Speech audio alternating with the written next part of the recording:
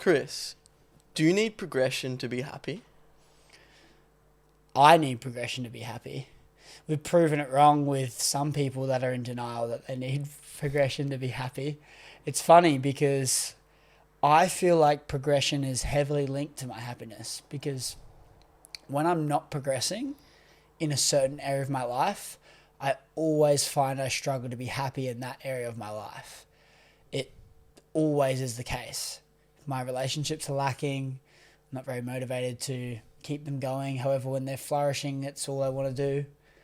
And then the same with business. When I'm getting progression in my business and career, I'm feeling very inspired to keep that going, and I'm feeling very happy with my life. And that's the same when I'm progressing in fitness, etc.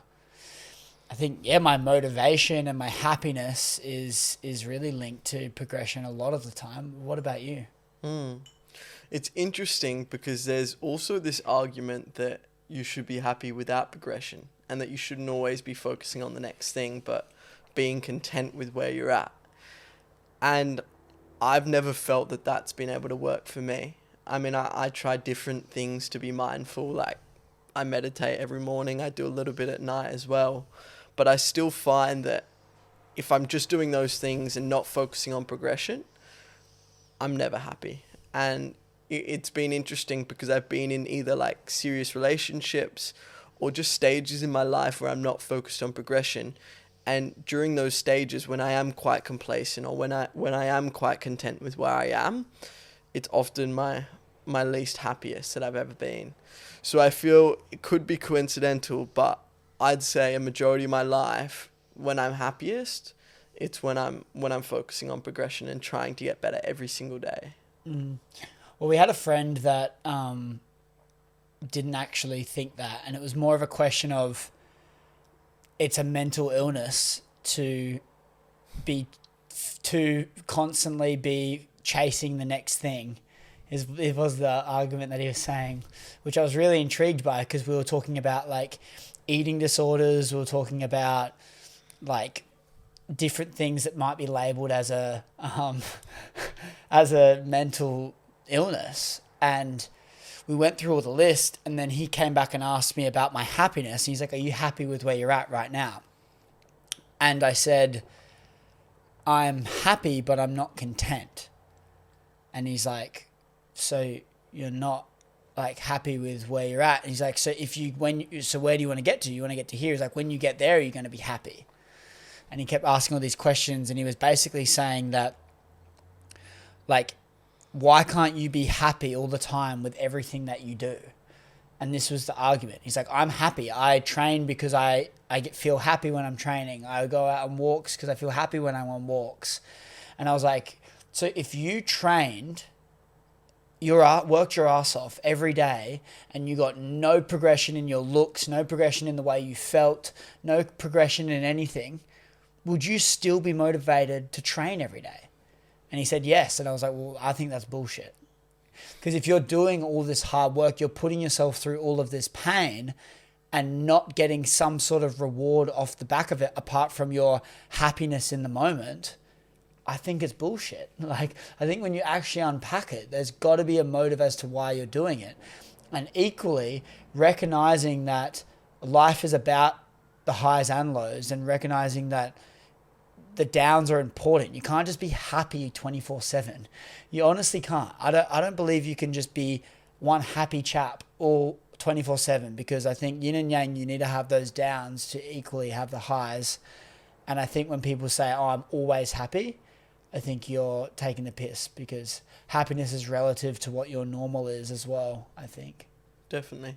And it's interesting too, because I feel like without progression, how do you have the evidence of potential confidence? So what I mean by that is, like, if you're not getting better in every facet of your life, or even just a particular facet of your life, how are you going to have evidence to then be confident? Because a lot of what confidence is built by, it's built by the evidence of the past either achievements or the things that you've been able to do through that hard work, through whatever progression that you're trying to go for.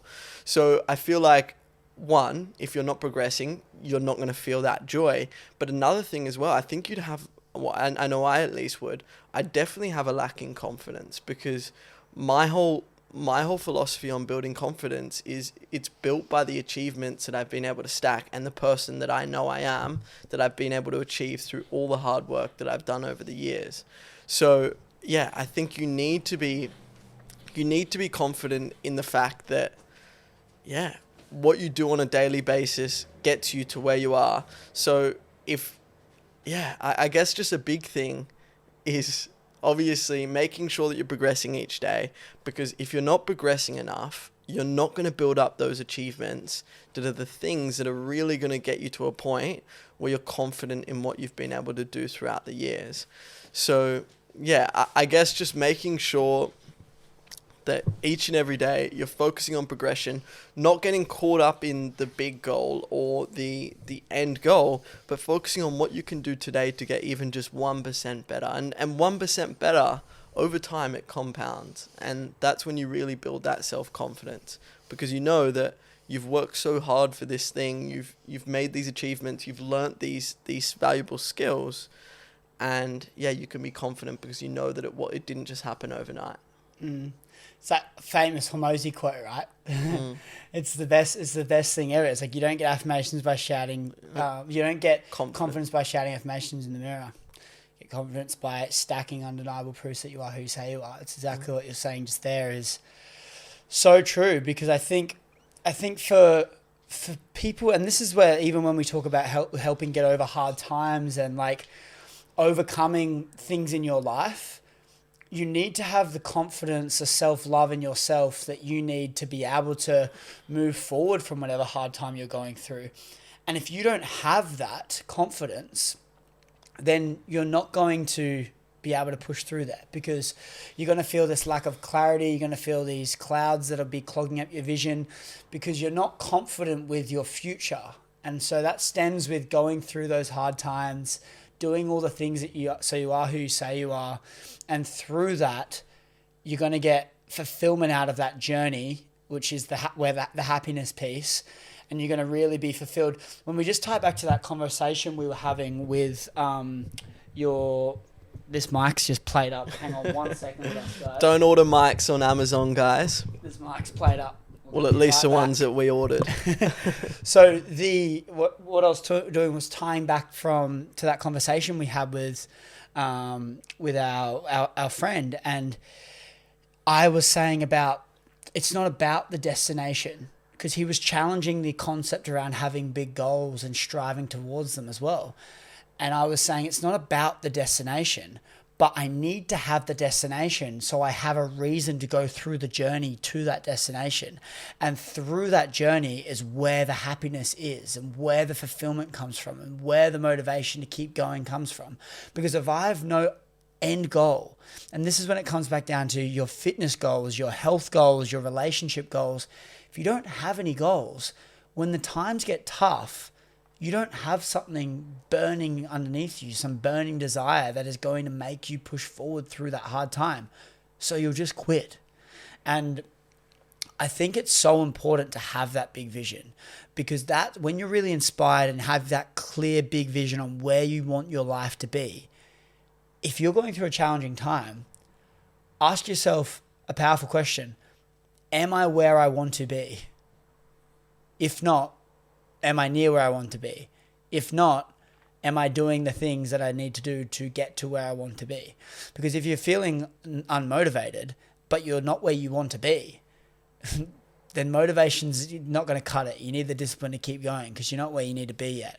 And so I think it's important to have those goals. It's important to have those visions. And I think what you'll find is on that journey of progression, taking one step closer towards that goal is where the happiness will align and be.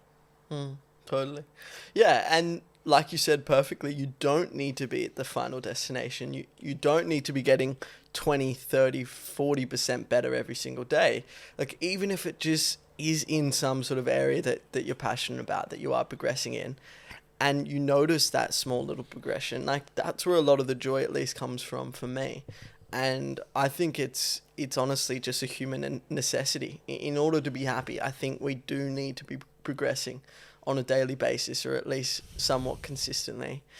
I think having that, you need to be able to, if the progression's making you happy, I think looking at it on a daily scale can actually be a little bit daunting, because there'll be days that you don't progress. So I think looking at it as I need to be progressing every single day can be a bit harsh, because like if we look at it like that, then we're not actually really appreciating the gain, and we're not appreciating how far we've actually come in the scheme of things. So if it's more like we look back 1 month and we're not got one step closer, we look back 6 months and we're not got one step closer, we look back a year and we have not gotten one step closer, or at least a fair chunk closer to the goals we're trying to achieve. A lot can happen in a year. Look at our journeys in the last year and how life-changing the last 12 months have been for both of us. A lot can happen in a year, and you see it happen all around you, how much happens. So if you get to the end of the next 12 months and you are not where you want to be, at least progress closer to that step. Have a hard think about the things that you're doing on a day-to-day, and if those things are actually moving the needle for you and making an impact. Because if they're not, you're not only going to get not closer to your dreams and your goals, but you're not going to be as happy on that process because you're not progressing. Totally. And it's never too late to focus on progression. Like you can never be too old. You can never be too dumb. Like for example, during school, it was always really tough for me to learn. I just, didn't fit into the normal academic system. So I kind of made a commitment to myself towards the end of high school that I really wanted to get into academics. Like I really wanted to focus on school, and it was more just to prove to myself that I could do it. Like to give you an anecdote, I started at like the very bottom of my math class. Like I wasn't passing any of my maths tests. And then towards the end of the year, it might not sound like an amazing score, but I ended up getting 60% in my HSC for maths specifically. I did better in other subjects, but like maths, that was my lowest point. Challenge. That was a challenge. Like I was probably getting, I even remember one example. I think I literally got 22% for the term, like as an overall mark for my maths. So to finish on 60%. What type of maths was this? Like this was just general. Yeah, right. Yeah. So maths was never my strong point. I also just never paid attention in class and didn't care. So I'm sure that contributed to it. But it was just, never a strong point for me. Yeah, right. Okay. Until I started to prioritize it. Yeah. What are your thoughts on this in-between phase of being kind of trialing something new? You know, that lonely chapter that Hormozy talks about, how you're in between, moving on from your old group of friends, but you can't quite fit into the friends you're trying to become. What are your thoughts on the motivation in that middle period? And maybe even, actually, we've spoken about this a little bit. Maybe we even strip it back one bit further and go, when you're trying to learn a new skill and you're in this weird in-between phase where you've gone past the unconscious incompetence. So at the start, you think, oh, this is going to be great. And then you get into it and you realize how difficult this thing is. And you're in this basically conscious incompetence phase. What are your thoughts on like being motivated in that period? In my opinion, I think that's the most unmotivating period of learning a new skill, because you're motivated at the start before you get into it. You're like, this is going to be great. Then you realize, fuck, this is going to take a lot of work. And so you're in this really unmotivating phase, but you need to push through because it's so much more amazing on the other side of that. What are your thoughts on that period of learning a new skill? Yeah, well, I've been in that stage probably more than 3 times, but there's like 3 specific times that I can think of when it comes to when I was at the stage where I had conscious incompetence. And the first one was with my Amazon FBA business that I tried to start. Or actually, no, sorry, before that, it was actually so there's 4. Yeah, actually, when I consider it, I've tried to start 3 businesses before my current one now. Amazon FBA business. I didn't even know you tried. Yeah, so I had. So the first ever business that I tried, and I was introduced to drop shipping. Like it was when it was like really big. It had just come out. Like one product drop shipping was a whole new thing. So I got into that. Like didn't stick with it. Second thing was Amazon FBA, and I wanted to go into wholesaling. Realized it was really fucking hard to source products. I just also didn't stick with it for long enough because I realized, like, wow, okay, watching like some guru on Amazon FBA wholesaling, like it looks pretty easy. All you have to do is find a few products, find a distributor, or like take it on Amazon, and the whole thing is just finding the distributor first. But like it was proving to be a lot harder than I thought it'd be. So I was in this stage of conscious incompetence again. And then the last one was my SMMA, which was a social media marketing agency. And I thought that I would have done really well with it because I used my background of solar sales. That was my whole niche. I was only focusing on solar businesses. I thought it would do really well. And I got to this stage where I was doing cold calls every day. I think I was like, from memory, it was like 50 or 60 cold calls a day. And I was getting zero traction. Like, I think I booked one meeting this whole time. And like, here I am, someone that thought I'm good at sales. I mean, like I literally like went to one of the, like, I started in sales at the end of my high school career or end of high school and worked up to the very top of this solar company. So I thought I was pretty good at sales at this point, but I ended up, trying to cold call everyone, trying to find these solar businesses. And I was at this point where I realized that there was so much I had to learn when it came to actually running a business, and that like, it takes a lot. And I just really didn't persist enough. I wasn't at the point where I was actually like content with continuing to work on it. And I just ended up quitting. And I think one of the biggest thing that's helped me with my current business, I just had my biggest month so far, and like it's been a killer month. I've been given the opportunity to invest like a lot of money into a mentor as well, which has been amazing. Been able to help heaps of different clients too. And the only thing that's been able to get me through to this stage, because I've had so many trials and tribulations with this current business that I've had now, but the only thing that's really gotten me through is the fact that I've failed at so many other businesses. And then I realized and made the conscious decision that every business model is hard. Every single challenge that we need to face in life that's going to be worthwhile, to get to that destination, it's going to be hard on the journey.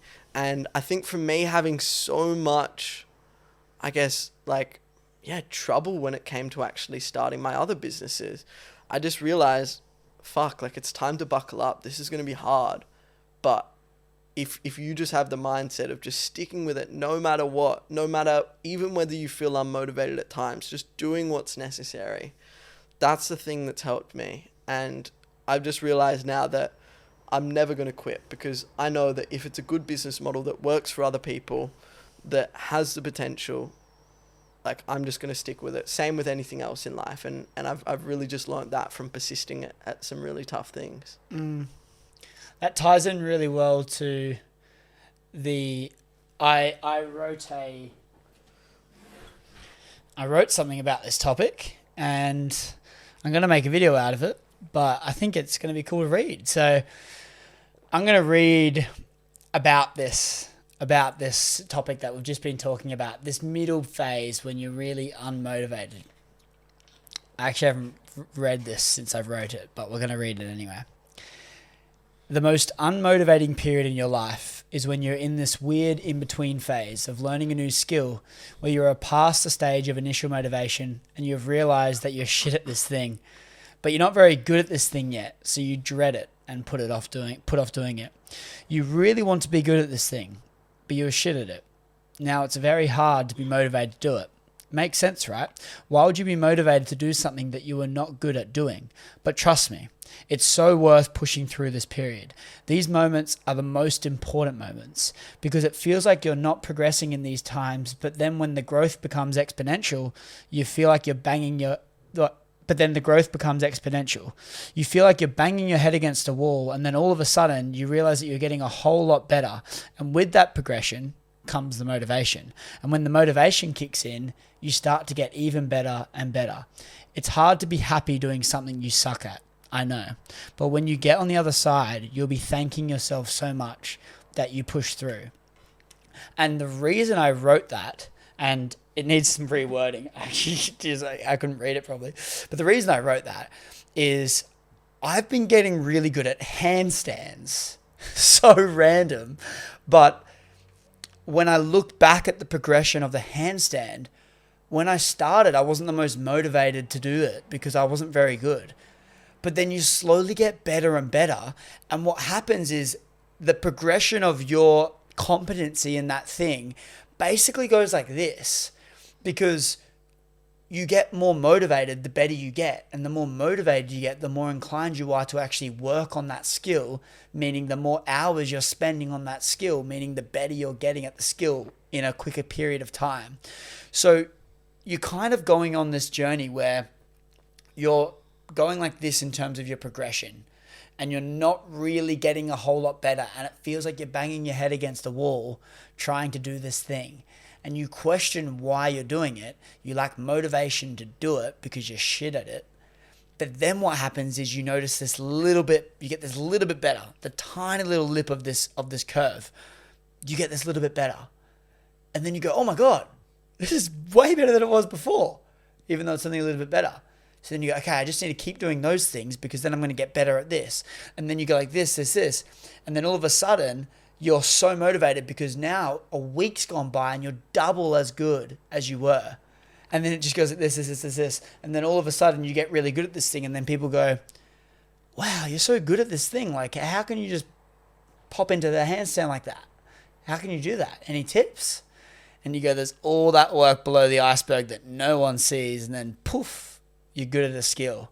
And so it's just a really good reminder to stick out those hard times, stick out those unmotivating times when you're trying to learn something new, and know that there's light at the end of the tunnel. Know that there is enjoyment and motivation to do this skill very soon. You just need to keep sticking at it. And if it's something that you actually want to get good at, it will come, and know that.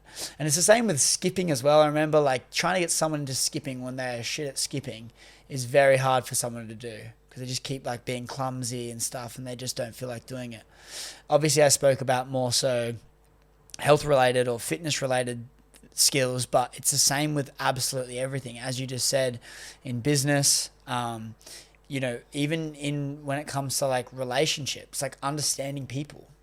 That might take some time because you need to keep learning new things, getting feedback, getting broken up with, losing friends.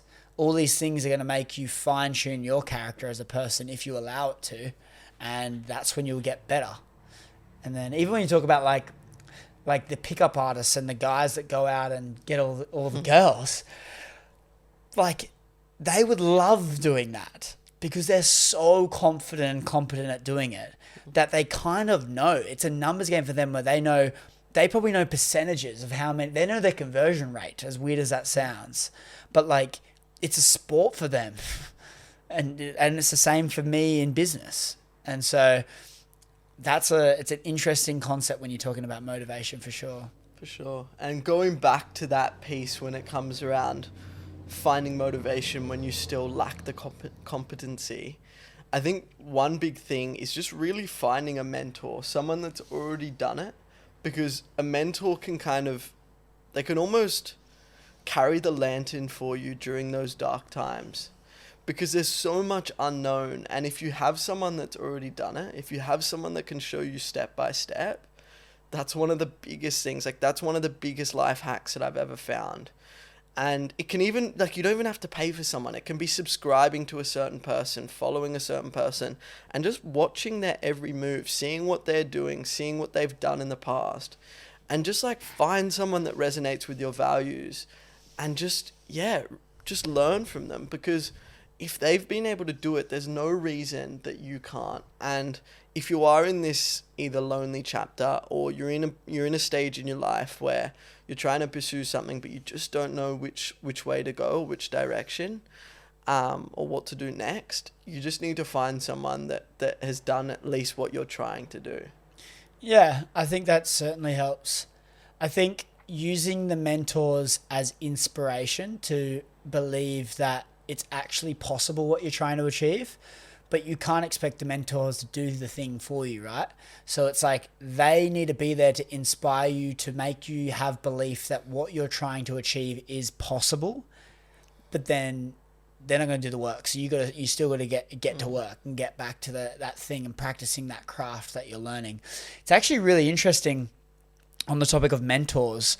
I got a message, I think it was about last week, and it was from someone I met randomly, like on a night out a few years ago or something. And she was asking for some feedback on, or some advice on basically how she should act around this new mentor she has been gifted. And this caught my attention because she said that she won an award at a group that she's in or something, or like a college or the university or something that she's in. And she won an award, and with that award, she got 5 free sessions to a mentor. And I basically was like, okay, that's great. Like, you got 5 free sessions to a mentor, but who's the mentor? She's like, oh, I don't know. I meet him on Monday. And I was like, so you're going to see this mentor who you don't even know who he is. That's not a mentor, Dal. I'm sorry. It's not a mentor. Because a mentor is someone, like, you find the mentor because you find someone that has what you're trying to achieve, and you want to get together to them, and they want to be able to help you, like, on your path, and they have what you want to achieve. You don't even know who this guy is. So the first thing is being really critical with who a mentor is. I'll help you do things that I'll help explain things that I've done in the past that work in terms of networking, standing out, and making sure that these mentors really want to help you. But until you've met them, until you've been in their presence and you go, holy, this guy has an amazing life that I want to learn how he did it. Until you have that feeling, they're not a mentor. Don't treat it like a mentor either. And I think it's really important because it's a fluff word, mentor. There's like, yeah, like my mentor. I think you need to be able to find a mentor, and you need to see something in them that you go, this person is really switched on in this area of their life. This person has mastered these areas of their life, and I want to learn from them. And the mentor should reciprocate that and go, okay, I can see that this person wants to learn. I want to help this person. And it should be a relationship like that. And then the next thing to it is, okay, what should you do and how should you use a mentor wisely? Don't slam the mentor with pointless things. Make sure you use them wisely. So don't message them for something that you can Google search. Don't message them for something that's really easy for you to figure out yourself. Because the more you reach out to this person who, if they're a mentor, they're at an above level than you, they're not equal. The more you reach out to them, the less like inclined they are to respond at a high level. Whereas if you only reach out to them when it's really important, they're going to give you their time and their energy if they care about you. Because if you're constantly reaching out, oh, how do I do this? When you can literally search 4 words in Google search and it'll come up with exactly how to do it in steps, you're not using that mentor wisely. So use them wisely when you actually find the right mentor. I think that's interesting. Have you found mentors in your life that, is there people that you look up to and learn from and are inspired by? Totally. I guess a lot of my mentorship or the mentors that I've followed have been people that I haven't actually met. Which is fine. You still feel like you know them online though. Yeah. To some degree. So there is one in particular that I do know in person that's always been there for me. But yeah, a lot of them have been online. And yeah, I guess I wouldn't really have the same experience in terms of like being able to ask some questions and the right way to do that. But I've been fortunate enough recently to be able to invest in a mentor very recently. But it was an interesting decision to make because I had like one of my best months I've ever had. and I had the opportunity to either hold on onto that money and be in the position where I'd be completely like secure financially for like a long time, like quite a few months from this month that I've just recently had. Like I wouldn't have to worry about really getting any clients for quite a while if I just sat on this money. But I decided, like, I'm not in this just to have a bit of money in the bank, like just to be able to like feel secure. I'm here to like scale my business as much as I can, have as much impact as I can on the world. And I realize that if I'm not willing to invest in myself, how should anyone be willing to invest in me?